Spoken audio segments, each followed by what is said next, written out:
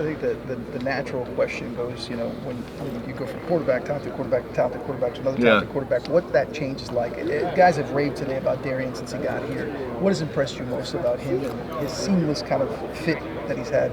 Yeah, I mean, the kid's got some natural charisma to him.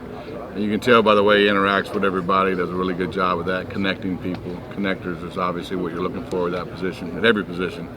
But ultimately, as camp goes, I mean, this camp's crucial for us just to see, like, hey, I mean, every year is extremely independent of each other. You can see. I mean, even more so with all the transfer rules and all the rest. I mean, every year is completely independent.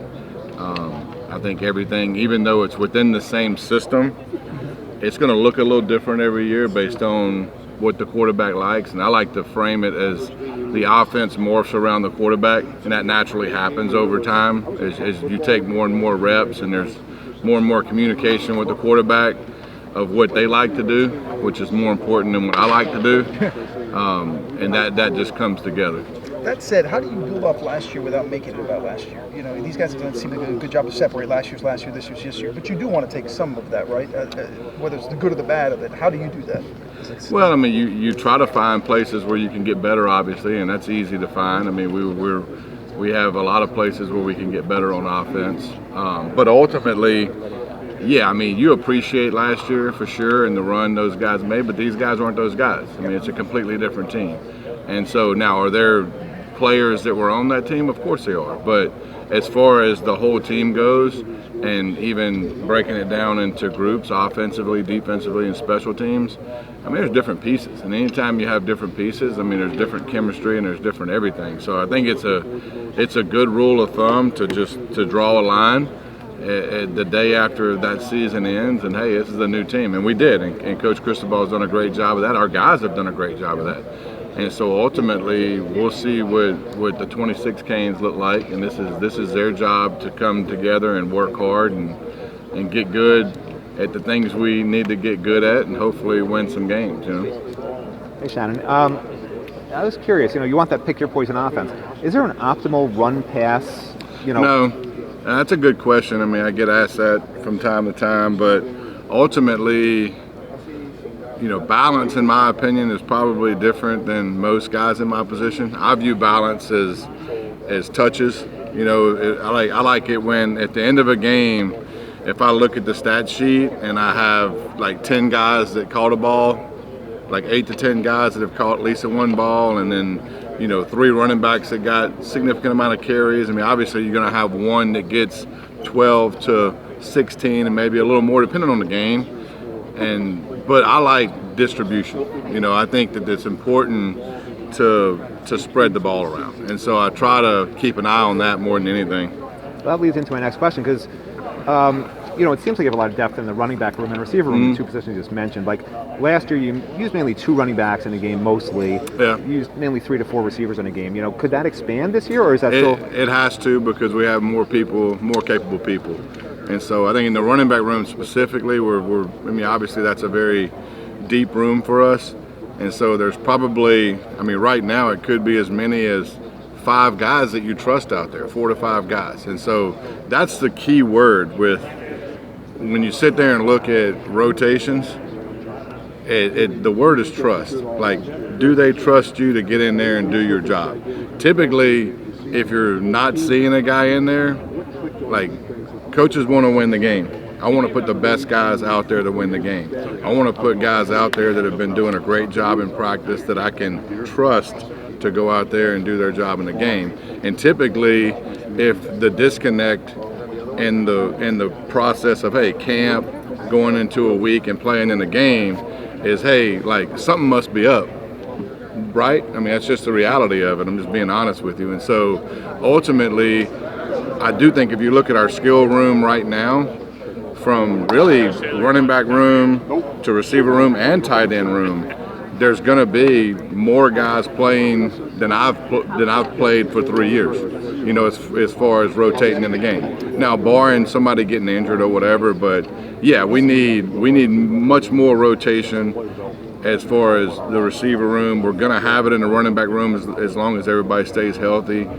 And I feel really good about the tight end room too. You know, I mean, we have some good depth in there too. So last thing for me, but with that said, how much can you tinker between going jumbo to going 4 wide, maybe even 5 wide? I mean, is this one of those years? Yeah, But you haven't done that much. No, I mean, if you look through the 3 years, depending on who our people were, the personnel kind of reflects that.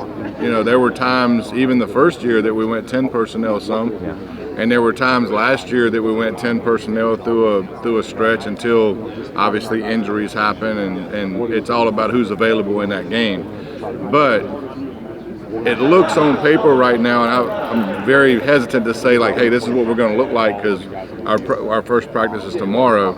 But it looks on paper that we can be very flexible personnel-wise this year. That's what it looks like.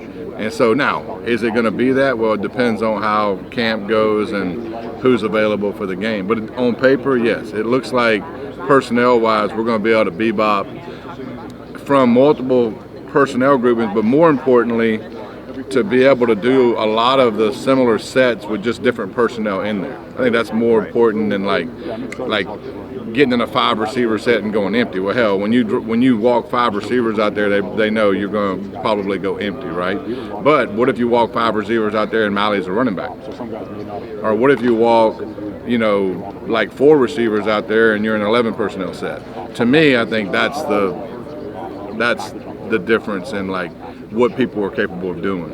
I want to ask you about the change of quarterback year to year. How much do you have to cater the offense to each skill set, or do you, within the system itself, that there's just avenues where they can be successful? I mean, as guys come in and they start taking reps, and look, a lot of it has to do with just straight communication. Like, and I try to be open and honest with guys when they get here about, hey man, this is not about me. Like, I'm very servant when it comes to what we do. Right. Like, I'm not hard-headed. This is not a rigid deal of, hey, this is our offense, you got to get good at running our offense. Now, within the borders of our offense, we got to start somewhere, right? So naturally what happens, there's things that guys get good at, and we gravitate to those things. And when a guy gets here,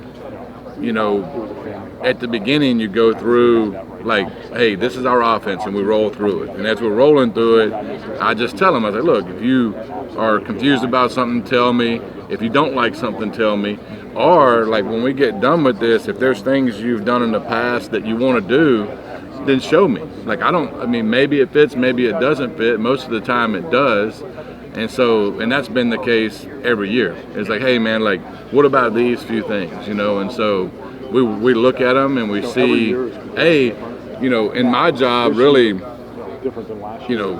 there's a tipping point. The word tipping points is very valuable to me, because in offensive football, I was taught from my mentors that there's a lot more issues in doing too much than too little. And so my job as the coordinator is to figure out, like, hey, can we rep all this stuff? Can we get good at it? And because you have to rep it and you have to work it to get good at it. And so now, if you have all this stuff in, you're not gonna be able to rep it. And so it's the thought process of like, I don't know if you play golf or not, but like, if you go out there and hit 100 drives or you hit 10 every day, well, if you hit 100 drives, you're probably going to get better at driving than hitting 10, right? And so trying to concentrate the offense into what we're doing to where we get more reps at the things we need to get at, right? And so when I start thinking about adding stuff, that's the first thing my mind goes to, is like, first it goes to, what are we going to take out?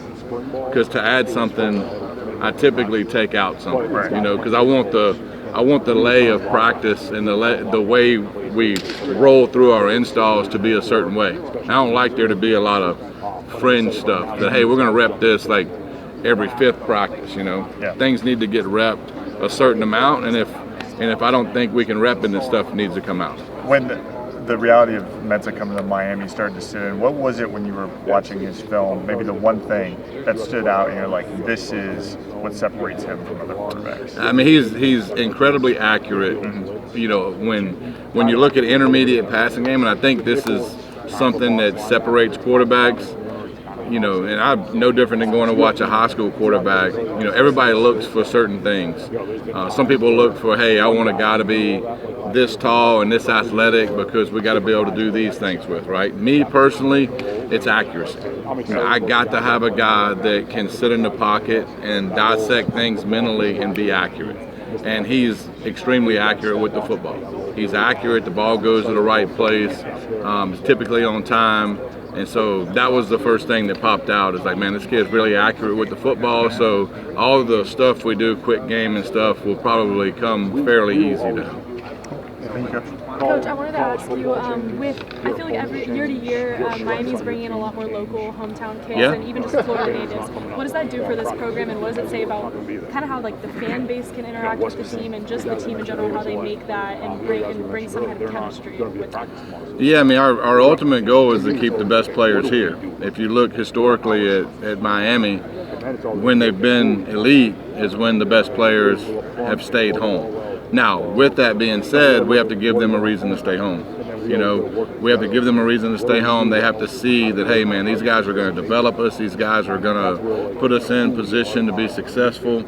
And typically what you need is you need a couple of those guys to come in and do really good, which we have luckily have had happen. And now you see that guys want to stay. We've had success. Those guys have came in. They've been successful. And so now we're at the point where maintaining that success is crucial.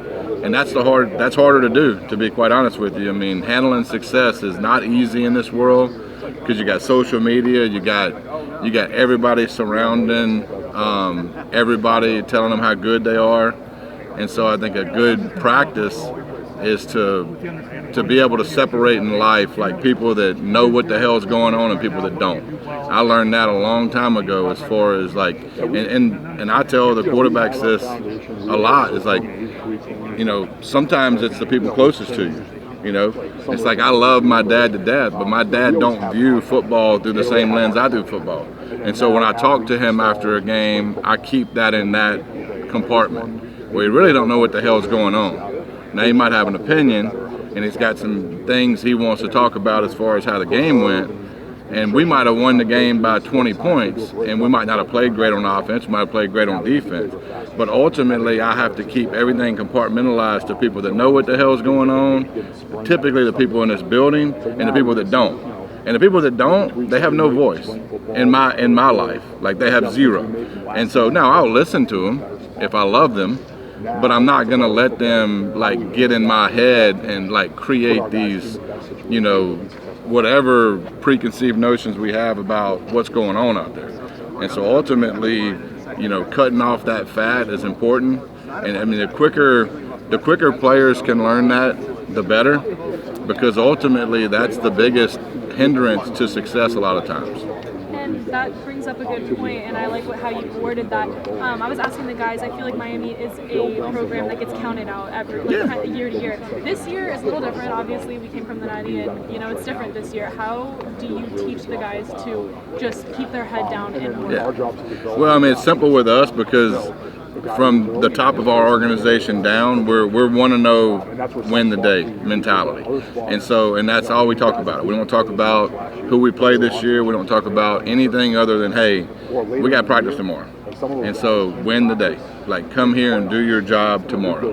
And so ultimately, if you stay present to where your feet are, then all the other stuff will stay exactly where they are, which is not close to you. And so now, the closer you get to certain games, or closer we get to week one, you start talking about that. But as of right now, our guys are excited and focused on having a day one practice. And so it's but when the messaging comes from the top, as consistent as it does with our program, then you in a way you just get brainwashed into knowing that that's just who we are, And so it's a great messaging. And my last question is, you were also kind of touching on this earlier, but in terms of the college scope in general, where it's year to year with guys and coaching even, how are you guys preparing your team in terms of team chemistry ahead of the season, especially around Darian? Well, I mean, a lot of that lies with them, with the team. Now, we encourage it. We do a lot of things, meals, a lot of get-togethers with our certain position groups, but ultimately off the field, those guys have to hang out. You know, things have to move at a faster speed than what it did years ago. And so in a way, and I hate to use this term, but I don't know another term to use it, it's a lot like pro ball. Like, and you look in NFL, like there's trades and stuff that happen every year, and the team is different. And a lot of times, well, not a lot of times, with them, they have families. So when they leave the building, they leave the building, and they don't see anybody. So, you know, our situation's a little different because our guys can hang out with each other afterwards. So a lot of the times it is on the quarterback to get those guys together, and he's done a great job of that. And the ones we've had in the past have done a good job of that. But that time away from this building is important because you get to know each other a little bit better. And then ultimately, what matters the most, probably more than that, in my opinion, that matters, but ultimately Green Tree matters.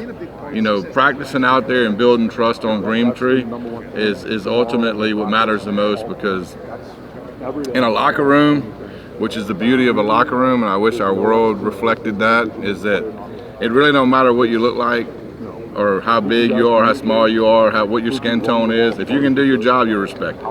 And so I wish it was like that across the board, but ultimately it isn't. But yeah, in that locker room, you can't hide from that, and that's earned out there. And so you start day one out there, start doing your job at a high level, and people respect you. Thank you. Yep. How's it going? What's up, brother? How you doing, man? Pretty good. So we were talking to Alex Mirabal. Working with him over the last couple of years, getting to know him, what's maybe, you sum up in like a sentence, how could you sum him up and the way he does his job? Elite. I mean, just everything's at the highest level, from meetings to practice to individual drills to everything. I mean, in my mind, like, I'm biased obviously, but he's the best in the business, and my job with him really specific. I mean, we have a lot of conversations together, one-on-one, and ultimately I want to be the type of coordinator that just allows him to do his job, you know, and then ultimately the help that he gives me through the course of a game is invaluable, because the feedback from him about what's going on up front in real time is on an elite level. But the way he teaches, and I use that word, you know, specifically for him, because he views himself as a teacher. We all should, but I think that he's probably, you know, as far as, you know, considering yourself a teacher and like in a classroom setting and the way things are presented and the way things are when they come out here, that he does just an elite job at it. Is there a point, I'm not saying you're not familiar with the offensive line and all the depth, you know, everything, but is there a point during the offseason where you look at him and say, okay, CeCe's gone, Cooper's gone? Yeah. It's like, okay, who we got? Who's next? Well, I mean, the good thing about that room, and everybody knows we've lost some talent in that room, but we have talent, and maybe it isn't as experienced as it has been, but you know, the phrase in Mirabal, I trust, is pretty important, and I do. I trust that guy to get those guys ready and get them in the right place, and I'm excited about that group. It's really refreshing. That group is a refreshing group, and I'll say this, and it's hard to do as position coaches, and I'll give him a lot of credit with this, but it's hard to spot play guys at times to get them ready for the future. And if you look at us right now, as far as an O-line goes, you know, he's done a great job of that the last few years, to where now, you know, if he wouldn't have done that, there would be more question marks than there are. But the fact that he has done that and got our guys some game experience, then you look at certain guys different. You know, they've got a lot of experience and they've played a lot of football, and so ultimately it eliminates some question marks. Shannon, you've been around Mark since he's been here. Just what's the biggest growth you've seen in both what he does on the field and just who he is off the field? The biggest growth? Growth on the field and just how much just what he does off the field and just his personality, how much that leadership aspect of him helps out with the room. Well, I mean, he's the leader of our group for sure. I mean, he's the hammer, he's the everything, and his leadership role has grown over time based on who he is. You know, he's a phenomenal player, but he's probably better person. And so, you know, he's been through a lot of stuff. Obviously, we don't have to, you know, recap all that, but I mean, but he's always been the same person every day, you know, and he cares for his teammates. He's the same, you know. I've said this often with guys that are elite players, but what sets those guys apart even more is if they're the same person every day. That's really what you're looking for, is not a dip in personality. You know, sometimes there's guys that are very talented that, like, you know, you're like, who the hell am I going to get today? You know, it could be up and down. And so Mark's always just up, you know, and he does the one thing that you hope good players do, and it's very hard to do, especially when you're a peer, you're parallel with people, is to hold your teammates accountable. Like, he has no issue holding teammates accountable. And ultimately, when your best players can be the hammer for you at times, that means a lot more coming from him than it does coming from me at times. You know, because they're in the locker room together, they're out on the field together. I don't play football anymore, obviously, and so the ones that are out there, you know, bleeding and stressing, when it comes from them, it means a little bit more. And when it comes from somebody like him that has the clout he has, it obviously means the most. And then looking at Darian, you know, I'm sure you knew, I mean, obviously you knew a ton about him before he got here and the way he played. Through the course of spring, what did you learn about him the most? What stood out to you that maybe you didn't know already? I mean, I said it with the first group, but he's very charismatic. You know, he has a way of bringing people together. He has a very, very good personality when it comes to leadership ability. But ultimately, you know, we've been very lucky, but just football IQ. I mean, the speed in which he picked up the offense was just at an elite level. And he's a very smart dude. And so, you know, just his interactions, and people start getting more comfortable as they go, and you have more conversations. So just watching people really become who they are and give you more so of what they want to do. You know, that takes some time, you know, of feeling comfortable enough to be like, man, I don't really like that. You know, I would rather do this. And I mean, so having some opinions matter to me, you know, because we're all in this together. And so, but ultimately, the speed in which he picked up stuff was impressive, because his football IQ is really high. I think, you know, from the outside, the offensive line is viewed as like a question mark. Yeah. How do you view it as someone who's on the inside? I don't view it as a question mark. You know, I've been, you know, we've been through spring practice. We've had all these PLPs in the summer, so we know what we have, and it's okay to me that other people don't, and that people on the outside don't. I have as much confidence in those guys as I have in anybody, you know, and I think we're, you know, in a lot of ways, we might not have the overall experience, but we might have more depth, you know, and that's the same with every position, really. I mean, you got some situations where you have a little more experience than other ones, but the overall depth in every room is really fun to work with. Coach Mirabal said it during the spring, and I use this term, I'll steal it from him, but it's kind of refreshing, you know, when you have, you know, you have all this experience last year or whatever, and you lose it, and then it's interesting to see guys, whenever they see it's their turn, they become different people. You know, they just become different people. And it happens every year. I mean, for 20 whatever years I've been doing this, 24, 25, a kid comes in and, like, you know, I mean, maybe he's a little immature, maybe he's this, maybe he's that. And then in 2 years, when he sees the light and he sees it's his time, then he becomes a different person. You know, it happens naturally, but obviously there's a lot of help behind the scenes. And we have a lot of those guys that are a lot more serious about football than when they were just backing up and they knew they probably wasn't going to play. Does that make sense? And then with Malachi, it seems like he's put on some you know, a little more muscle. What do you think? It feels kind of stupid to ask what's his ceiling, because he's obviously phenomenal, but, like, how do you see him getting better since last season ended? Well, I mean, he needs to understand, too, it's no different than every position, that every year is independent. And when you have a year like he had last year, I mean, people are going to sit there and focus on it. And so, like, life's going to get tougher. like you're going to have to strain. You're going to have to, we're going to have to do some things offensively to hide him a little bit, right? And so ultimately, just taking for granted that, hey, I had a good year, things are going to naturally happen, is not the proper way to look at it. And he would never look at it that way, and I wouldn't either. But ultimately, we know that, like, hey, like, you're going to have the emphasis of every defense, right? And so, yeah, I mean, other people have to step up too, right? And that's a fact. You mentioned the depth. This is a good problem to have, but I'm sure you want to include everyone as much as possible to earn it. Right. As a play caller, how do you view? Have you ever had this much depth? No, probably not. And I use this term. You can turn that on if you want. I use this term 4 or 5 minutes ago. Is like, trust is a big term when it comes to, we have more people that can rotate in and play. That's true.